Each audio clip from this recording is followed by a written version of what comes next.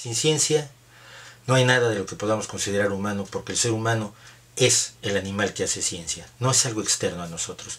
Somos el animal que trata de comprender su universo, las leyes que lo rigen, que reúne conocimiento y se lo deja a las generaciones futuras para que lo incrementen y lo aprovechen.